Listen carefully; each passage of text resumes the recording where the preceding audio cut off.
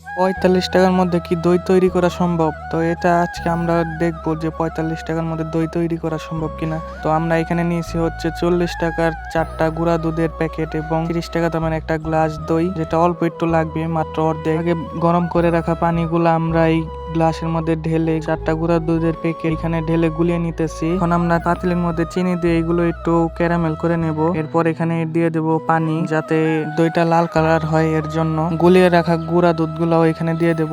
এরপর আগে থেকে আনা কাঁচা দুধ সেগুলো এখানে দিয়ে দিলাম। এরপর আমরা 20 মিনিটের মতো এই দুধগুলাকে জাল পারছি লো হিটে। আপনারাও এইভাবে করে জাল পারবেন। জাল পারা দুধের সাথে গ্লাস দইটা মিশিয়ে নিয়েছি আমরা এখানে এই বাটির মধ্যে। এখন দই আর দুধটা ভালো করে আমরা মিক্স করে নেব। মিক্স করে নেওয়ার পর আমরা যে গ্লাসের মধ্যে দইটা আসলে পাতবো বা জমতে দেবো সেটার মধ্যে দই লাগিয়ে নিলাম। এখন আমরা মিক্স করা দুধটা গ্লাসের মধ্যে ঢেলে নেব। ঢেলে নেওয়ার পর আমরা কড়াইয়ের মধ্যে পানি গরম করতে রেখে দিছি। এখন সেই গরম পানির মধ্যে আমরা গ্লাসটা দিয়ে পরে একটা ছোট বাটি দিয়ে সেটা দিয়ে ঢেকে দেব। 10 মিনিট ঢাকার পর কিন্তু হয়ে যাবে আমাদের দইটা।